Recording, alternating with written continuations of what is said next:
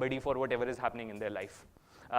So I have a friend who would every day call me that my boss is an idiot, my boss is an idiot. You know the most spoken phrase in the corporate world? My boss is an idiot. By the way, they do not use the word idiot, but I'm using it over here because I have to maintain I have to use parliamentary language, but you know what they use. So my boss is an idiot is something that they, it's the most quoted statement. So every day this guy would call me, said, my boss is an idiot. If only I had a different boss, my career would be good, I would be happy, I would get so many opportunities and everything. And one day I was so fed up of his, his calling me and just complaining and blaming about his boss. I asked him two things. I said, are you really sure that your boss is an idiot? He said, yes, I'm damn sure my boss is an idiot. So I said, aren't you a bigger idiot that you're working for an idiot? And there was silence. That was the last time he called me. In fact, that was the last time he called me friend. I'm not in touch with him. And then there is another, again, the same question. If your boss is an idiot, why is he signing your paycheck? Why is he signing your paycheck? But then people have the habit of blaming and people have the habit of complaining. That just does not help. By the way, I have another statistic to share with you. Between 7 a.m. and 9 a.m. in United States of America, on Monday mornings, the heart attack rate goes up by 35%. Now, why do you think that happens?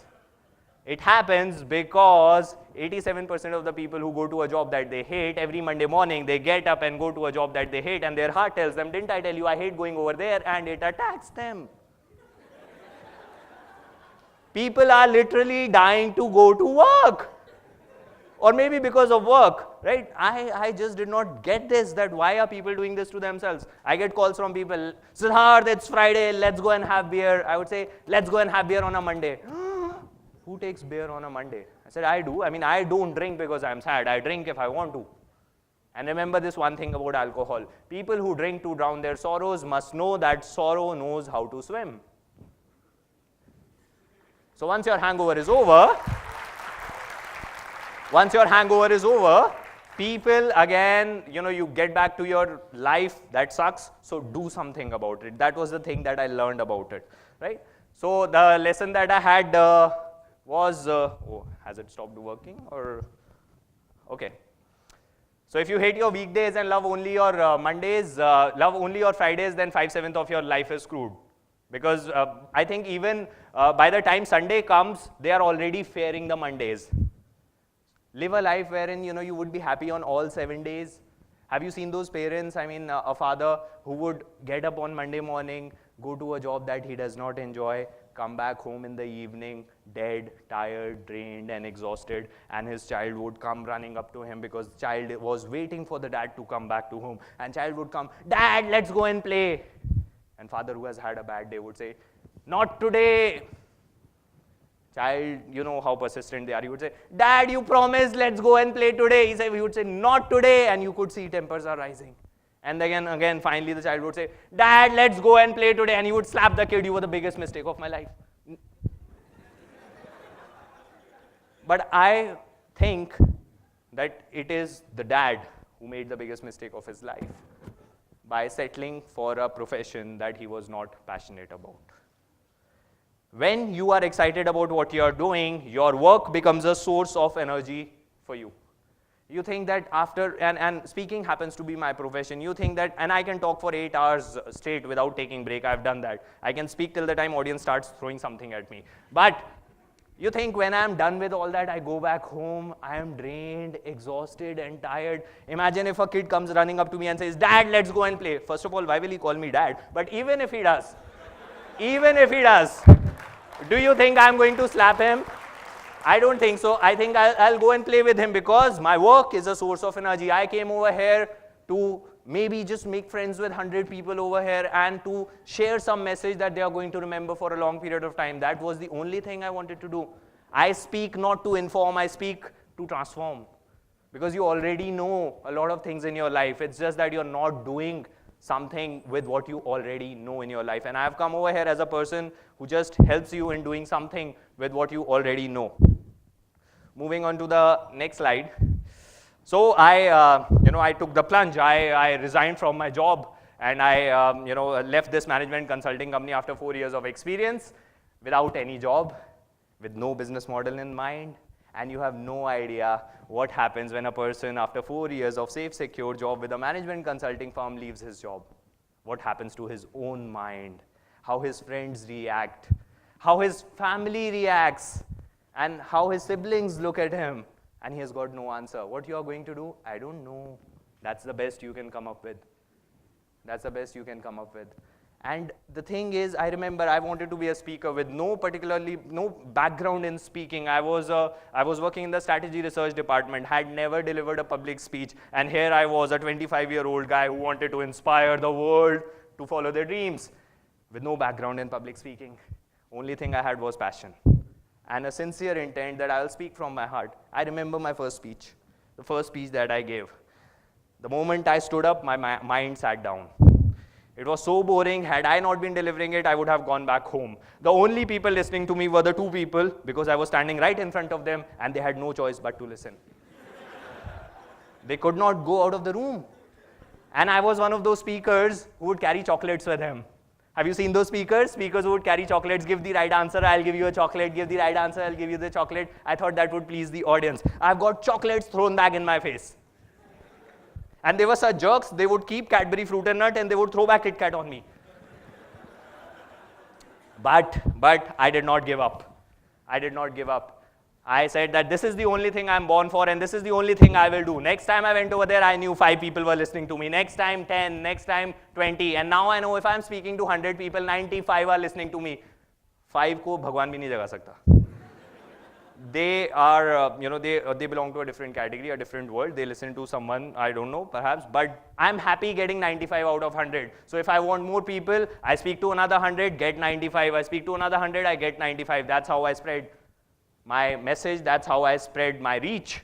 So the thing is, don't try to convince everyone. And the lesson that I got was that if you do not have it in you, get it in you. You can get any skill that you need to master in life. Think about what are the skills you need. I needed public speaking. I needed how to become a good author. I read thousands and thousands of books on the subject of personal development. I joined public speaking forums. I learned so many things about public speaking. I would stand in front of the mirror, speak for 1 hour every day to myself till I bore myself. And then after boring myself to death, a time came when I started inspiring myself. And I felt good when I would look in the mirror and practice for 1 hour. Shut the door. My mother would think I'm hallucinating because there's nobody in the room and I'm talking loudly. It's okay. It's okay. It's okay. Right? So if you do not have it in you, get it in you. So, persistence is very important in life. It will not be given to you the very first time you go after it. It will not. You have to snatch it and you will lose a few times before you win. See, in exams you pass because you did not commit a mistake or you did not fail. In life you succeed if you have failed enough number of times. Learn to fail enough number of times. If you can take that kind of insult wherein a kid is throwing back the chocolate that you bought for him in your face, I think nobody can stop you. But you must be willing to get insulted in life. Third thing is, so when I left my job for the first 4 or 5 months, as you know, the biggest drug in this world is the drug called salary. It is injected into your bank account at the 30th of every month. And when you don't get it, you start getting withdrawal symptoms. And that was the thing that started happening with me. For the first 5 months, I did not make a single penny. Did not make a single penny. And I just went to a college and I said, I would like to teach your kids for free. And principal looked at me and she said, are you sure? I said, yeah, I'm sure. I would just like, I'm financially free. That's what I told her. I lied to her. I'm financially free. I want to give back to the society. I want to be a social entrepreneur. I'm free. Please allow me. She said, it's okay. Just join us. Started speaking with 10 people.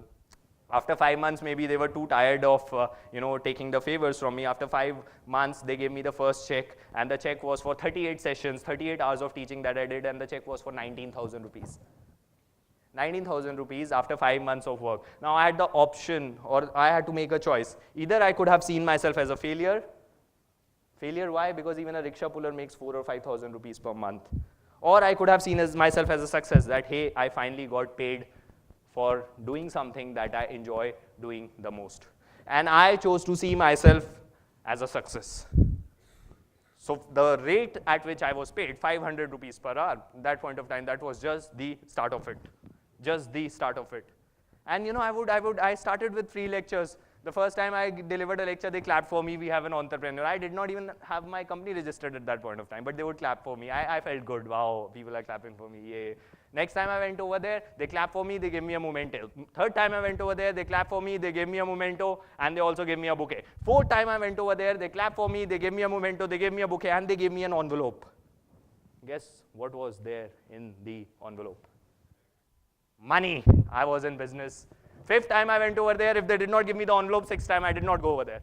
Kidding. I still go. I still do a lot of free seminars because I did it even when I did not have any money, and I do it when I have money, and I'll do it when I have loads of it because I know this is what I was born to do. And if you could continue chasing your dream, if you could continue chasing your dream, whether you have 5 rupees or 5 million or 50 million or 5 billion in your pocket, trust me, you are the force of nature. Nobody can say no to a person who's offering his services for free. But things were not that rosy in the beginning. Fathers are very upfront. They would look into your eyes and they would tell you that you have screwed your life. Mothers are very strategic in nature. So when I wanted to become an author, for the first 3 years, I was typing. And when I'm typing in my room, I'm not decked up like this. I have a long beard, I'm just typing. And as it would have it, whenever my mother would come in the room, Facebook was open. Now this is weird thing about mothers. When you are studying, she would never come into the room. But whenever you have the Facebook open, she would just appear out of nowhere and she would think that you're wasting your time. And so many times in the eyes of my mother, I've seen that look, son, why don't you go back to your job? You were so good. You used to dress well on a Monday morning. When I would meet my friends over the walk in the evening in the society, I would tell them that my son works for a management consulting company. Now you stay at home. I don't have any answers to give to them. Why don't you get back to your job? And as I said, they are very strategic in nature. So you know what? I would be typing and my mother would come into my room and she would say, she would say, Chadda auntie's son got promoted. Now you might think it is about Chadda auntie or her son, but it's about you. It's about you. And rather than giving her the normal reaction, I would say, let's go and congratulate Chadda auntie. And she would say, idiot, you still did not get the message. And she would walk away. Next day she would again come.